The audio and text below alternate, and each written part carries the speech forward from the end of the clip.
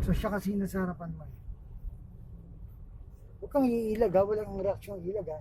Wala kang ilag na gagamitin ha, bagal lahat ha. Sige, dimming gas, hataw mo. So yun. Yung isayot sa gusto mo, tatakbo ka na mabilis dito. Yan. Tapos yung kamay mo aga na mali ang kapit. So relax lang. So para tumakbo ka ng relax, relax lang din. Ang distansya ng 40 to 60, tatlong kotse. So yan.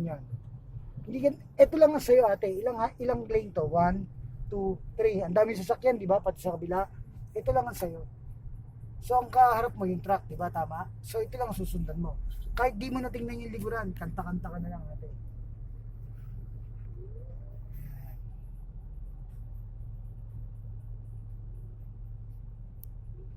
O, nung pagka may kumat dito nga lang sa'yo, bumagal ka na. So mga kalayo ka niyan ate, kahit hindi ka na magpalipat-lipat, no?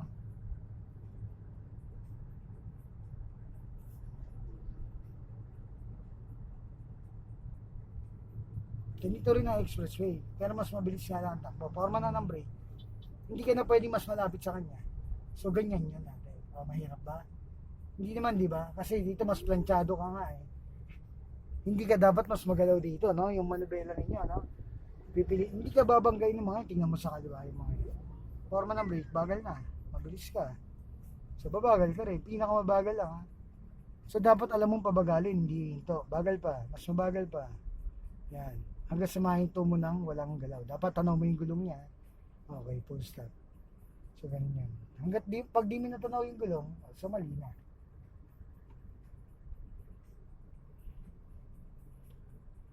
So, tandaan nyo lang, no? Kaba lang yung ate, yung pumipigil. Hindi mo kailangan kabahan sa kanila dahil yung una, pati sila madadamay eh. Diba ganun yun eh. Pag kami nadamay na isa dyan, tuloy-tuloy yan, nagkakarambola yan natin. Kasi pag ilag nung isa, no? Parang na-disgrasya, napunta rito, biglang preno to, banggaan din doon sa likuran. Nagkabiglaan eh. Paano? Pare-parehas na katutok, tingnan mo. Diba? Braking to, full stop lang. Tuwid, ba't ka umilag? No, papunta ka na ron, no? Babagal ka lang, hinto muna. Yan, no? Huwag ka lumapit, mamaya pag nabangga siya dyan, sa ipapalo yan. Maniwala ka ba, madalas nababangga yung ganyan? Kasi maraming nga madadamot. Sige go. Imagine mo kung lumapit ka. Kanina ba palo yan pagbangga sa kanya? Kung hindi ka lumapit, hindi tatama sa iyo, no? Kasi pwedeng mabangga yun doon eh. Bakit pwedeng mabangga? Siyempre, nasa senaryo siyang nagdadatingan eh. Talaga pwede siya mabangga ron. Yun yung may chance siyang 50% yung hawak niyang chance doon na pwede siyang mabangga ron.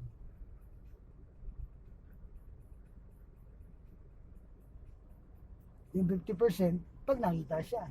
Pero yung 50% pag di siya nakita, yung makatutok, naka-blind spot kang ganyan, di ba? Di ba, umahataw ka, sanay ka na.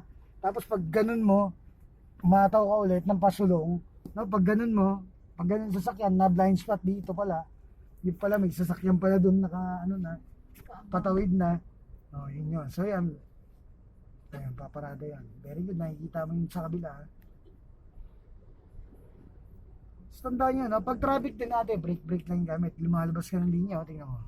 Nakakabig ka eh. Sabi ko sa'yo, huwag ka malikot dito ng, manubela. Hindi mo siya dati lagang bumalik ka rito. Yan. Tingin mo sa kaliwa yun. Brake na. Yan. Sa tuwid.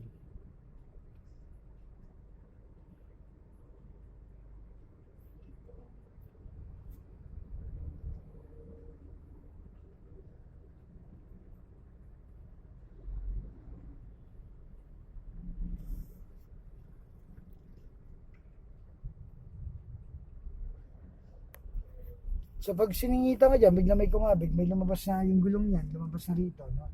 Hayaan mo lang. Pasingitin mo lahat ng gusto sumingit.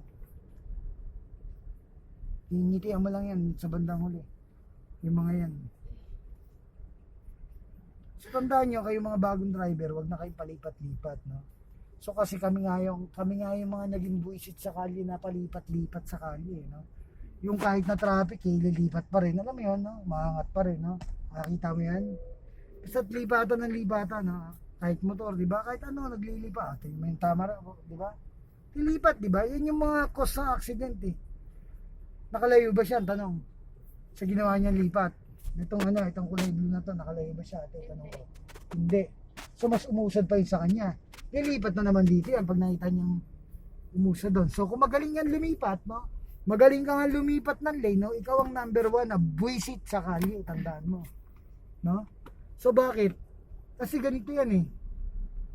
Kung tumatakbo ng 40 to 60, no, ang isang sasakyan, no, ikaw na sa tamang discharge, kita mo gaano ka buwisit yun. Diba? Nakita mo? Kung counterflow pa, kapal ng mukha. Kala mo naman nag-ano siya. Diba? So mali yun. Mali yung gano'n, no? Yun yung mga wag niya ng mamanahing galaw, no? So pwedeng gawin yun kung talagang emergency na, ano, no? Ayun, no, diba? Kulang na lang, banggain siya, ano? Diba? Oh. Kala mo, niyabangan siya, diba? Oh. Sabi ko sa inyo, pag nakatagpo kayo dito ng ano, pag binangga kayo ng trailer dyan sa ginagawa nyong gano'n, no? Ka-counterflow ka rito, tapos tiliko ka doon banda, no?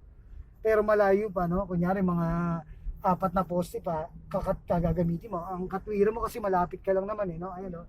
Yung mga ganyan, no? Ano, ayun, no? Pininahan siya, di ba? Nakita mo? Nakita mo yung wrist ng isang, ano? Ayan, no? Di ba? Alam mo ba, pagka kinayod ka dyan, yung ano na yan, sa part na yan, pagka kinayod ka sa ganung part, kasi nung kakaliwa kayo dito, kumaliwa kayo dito, sa tamang kaliwaan, dito ka manggagaling. Hindi yun, pumorma kayo ng ganyan, na para kayo mga, ayan, susundan ka na ng ano. Isa pa tong, ano, ewan ko ba? Diba? Diba? Para kayo mga pulis nga, parang, sige, pero pag nasagi sila, counterflow pa rin sila, kahit pulis sila, tandaan mo. No exemption to. Driving to, ha. Tandaan nyo. No? Pag nabangga kayo dito, nabangga kayo ng trailer dahil mali yung galaw nyo, kahit pulis kayo, mababangga pa rin kayo. Walang kinalaman yun. Tandaan nyo, ha. Oh, sige. Pagka kung ano yung makikita ng mata mo, ate, tama yung galaw mo eh. Yan yung sinasabi ko eh. Kasi aral ka na eh. Diba? Sino ba nagturo sa'yo? Ako, natural. Ano ba ina-expect mong galaw mo? No? So, kung ano yung mga tinuro ko sa'yo, yun. So, yan ang galaw dito sa atin sa Pilipinas. Sobrang delikado yan, no? Yung palipat-lipat. Tanda mo, magaling ka nga lumipat ng lane, no? Palipat-lipat ka naman, no? Ikaw ang number 1 na buwisit sa kalye, no? So, kayong mga bagong driver, huwag nyo na manahin yan. Dahil pag minahanan nyo pa yan, no? Mamanahin din ng mga anak niya, no? Tapos, tayo naman mga dati ng professional driver, pakita nyo na rin yung pagbabago ng stay on the lane na dahil sa mga ngayon, ang uso na ngayon no apprehension na, no contact apprehension na, no?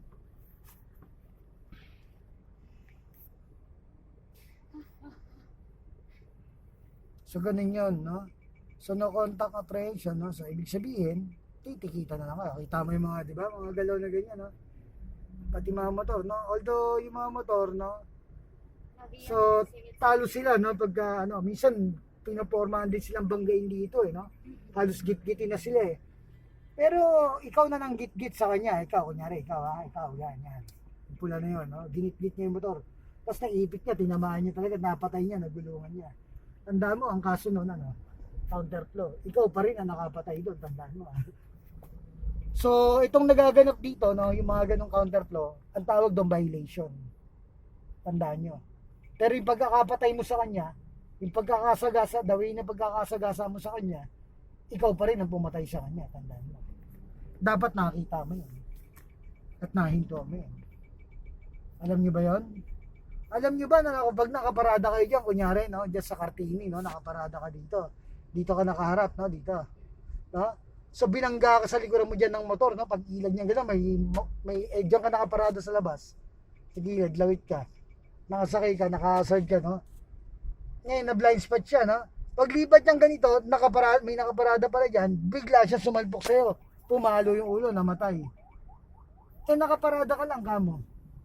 Sino nang pumatay? Ikaw na, tanda mo, no? So, ayusin niyo rin yung parada niyo. Titingnan niyo kung saan kayo dapat pumarada. Titingnan niyo yung mga parada niyo, wag kayo sa mga blind spot na mga curve, no? After curve, no? Wag kayong paparada ron. tandaan nyo ha, malaking risk ang pagmamaneho, no? Marami ring professional driver na hindi alam yan, no? Ang alam lang nila na issuean silang professional, no? Pero yun na yun, ang akala nila ganun-ganun lang yun. Minsan sasalubungin nila ng mali, isang gumalaw ng mali. Alam mo ba pag sinalubong mo ng isang mali, ang isang mali is malaking pagkakamali na yun. Yan ang tatandaan mo. Parang isang baliw na pumatol sa baliw, mas baliw ka. Ganon ka simple Kasi yun. alam mo na ang baliw. Alam mo na nga ang baliw, pinatulan mo pa, hindi ikaw ang baliw, ganon yun eh. No? So ganun, walang pinagkaiba yun, no, sa sinasabi ko, no. So yan naman yung mga kumakaliwa, tapos biglang lipat din yung bias sa puti, no, mali rin yun. Pag ito kunyari kumaliwa to ate ito sa Petron, no, hintayin mo siya matapos. Hindi mo na kailangan katin pa para katin mo pa tong napakarami na to. Kasi yung cut nga ng cut yan nga yung pinagmumula ng disgrasya, yung palipat-lipat ninyo. Dapat sama na sa kung no contact ano yan, apprehension yung ano na stay on the lane para matapos na yung problema rito. Oo, itapon mo nga sa gilid. Tingnan mo na ako istabahin. Oo dyan. So ganyan yung pag-drive, no? Ayan, no? Diba? Pero tandaan nyo, ang rules ng kalye, yung linya. Kung sino yung lumabas ang linya, no? Siya yung mali. Pag dito, pantay ka, nagkadikitan kayo na lampas ka ng broken line, wala kang pag-uusapan, bayaran ka niya. Kung nagkapantay kayo nito, nagkatamaan kayo ng nguso, sino ba lumampas ng nguso? Pantay kayo. Pwede ba magbabanggaan yung nguso sa nguso? Pwede yan, yung gilid sa gilid, pwede magkabanggaan yan. Ha? Yung kunyari, pumina kang gano'n, no? hindi niya namamalayan. No? Tagilid pala yung ano mo, manibela mo, may konting ligo pa lang gano'n. No?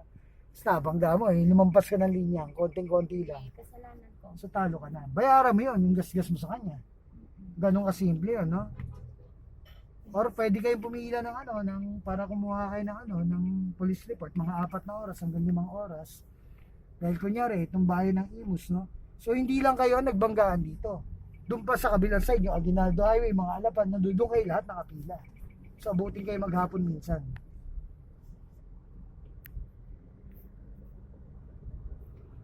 So, ganyan ang pagdadrive ate, no? So, yung kabalang dapat ang wala, di ba? Yan, forma ka ng brake. Kahit sabihin mo stoplight, nakaporma ka ng brake yan, ha? Tatandaan mo. Mahirap yan, no? Puro gas na alam mo ron. Pwede pa rin may mag-beating the red light, mostly pagkagabi. So, huwag kayong tiwala, no?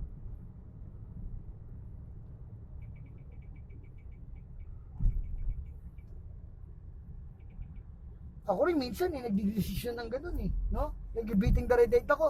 Ate, pag nakamotor ako, didesisyon din ako ganun. Hindi, kasi ganito nga. Ang tawag doon desisyon, violation, no? Pag nahuli ako, huli ako, ticket ako. Pero desisyon ko pa rin yun, no? Pero ako, tumitingin talaga ako kasi kahit na mag-violate ako, no? Wala namang problema kahit mag-violate ka. Sabi ko nga pwede kang mag-overspeeding kung gusto mo Di ba? Pwede ka naman tikitan Ang tawag doon violation bawat galaw Pero kasi bawat galaw ay tinatawag dito, no, sa driving, desisyon. Bawat galaw mo dito, desisyon. No?